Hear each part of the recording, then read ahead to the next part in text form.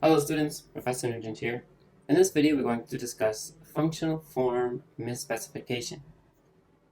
When we have misspecified the functional form, the model does not properly account for the relationship between the dependent and explanatory variables.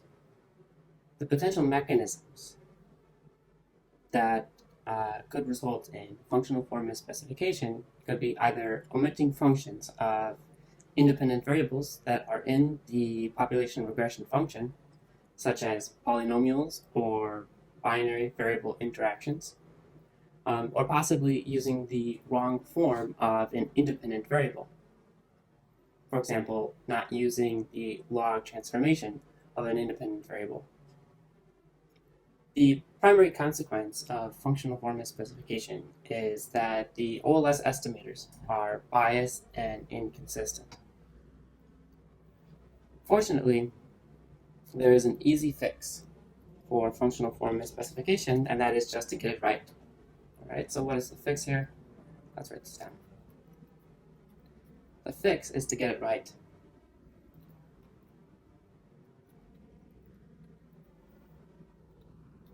Right, so we want to get the functional form correct.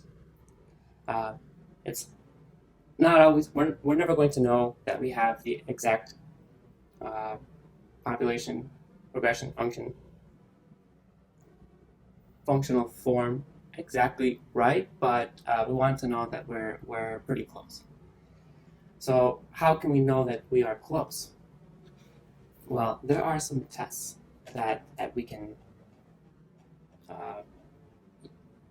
use to see if our functional form is close to right. We're going to talk about 4 tests, a few of which with which you are familiar. The first is the F-test. Right? F-test for joint excluding restrictions, so that you can compare nested models. The second is adjusted R squared.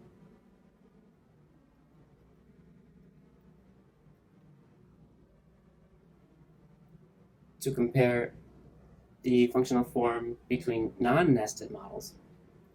And we're going to introduce 2 different tests today. One is reset, and reset is a nested test. And the second test that we're going to introduce is Davidson-McKinnon.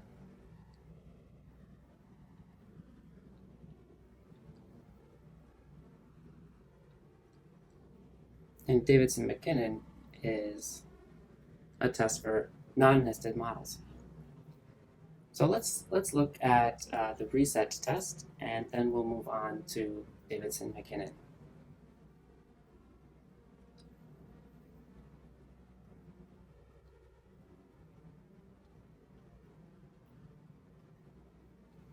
So with the reset test, what we want to do is test for non-linearity. We're testing for non-linearity in the population regression function. The null hypothesis is that there's no non-linearity.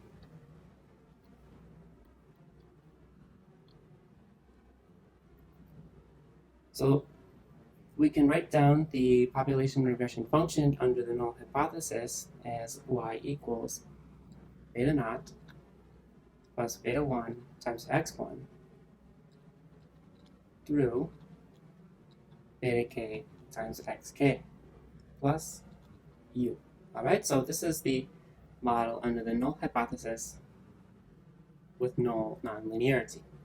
And the null hypothesis is that this equation, call this equation 1,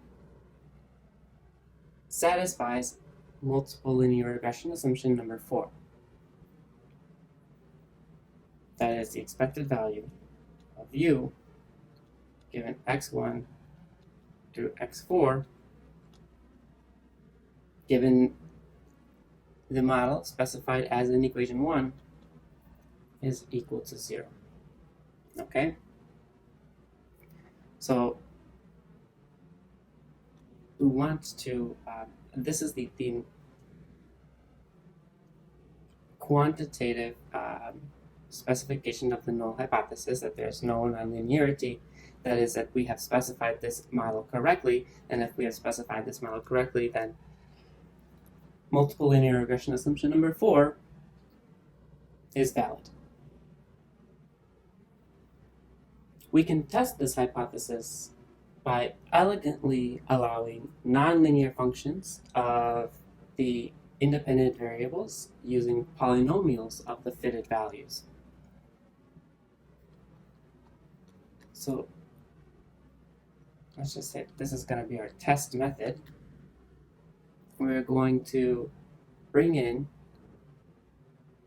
polynomials of the fitted values. So we're going to run a regression as follows: y equals beta naught plus beta 1 x1 through beta k xk plus delta 1 y hat squared plus delta 2 y hat to the third plus some error. And the null hypothesis becomes delta 1 equals delta 2 equals 0.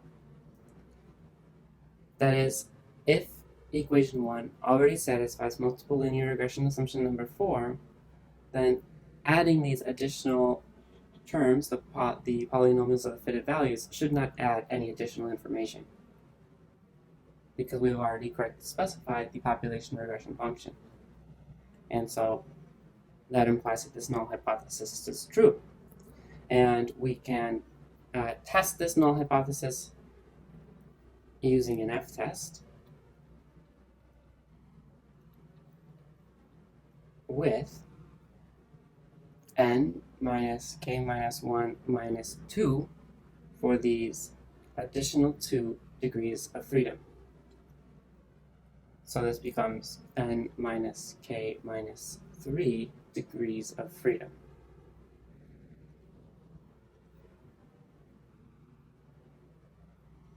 So that is the reset test. If we reject the null hypothesis in favor of the alternative, then we have evidence that the linear function reasonably models the population regression function. We're not saying that we're not accepting the null hypothesis that the population regression function is linear or is equal to equation 1. We're saying that we have evidence that equation 1 reasonably models the population regression function, or that there is not nonlinearity of this form in the population regression function.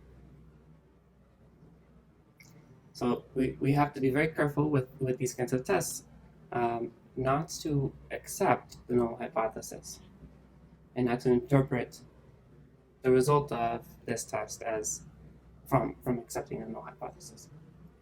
All right, so that's it for reset. Let's look at Davidson-McKinnon.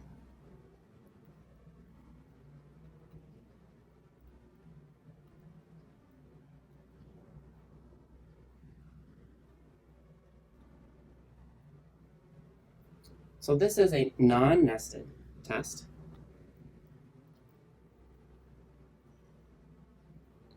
But it's not nested for models with the same dependent variable. Same dependent variable, okay?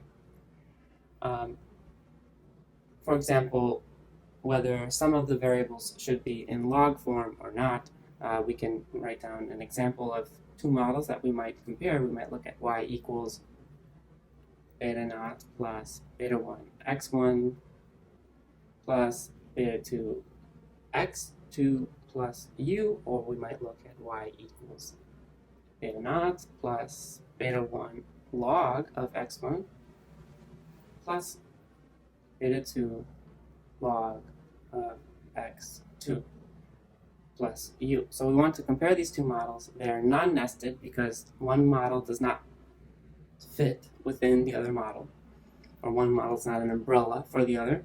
And Davidson-McKinnon can be used to test these models because they have the same dependent variable.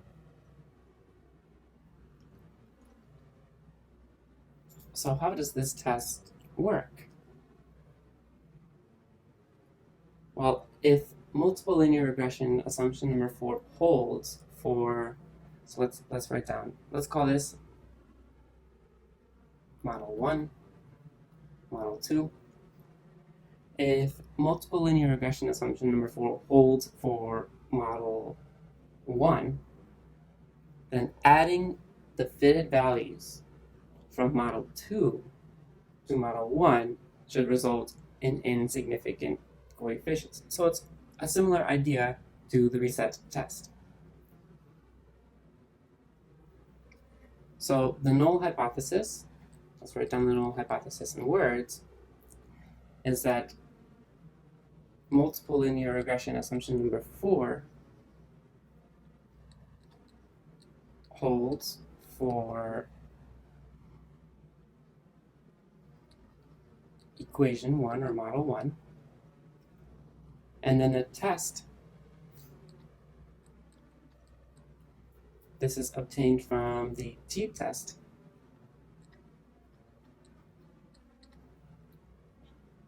on the fitted value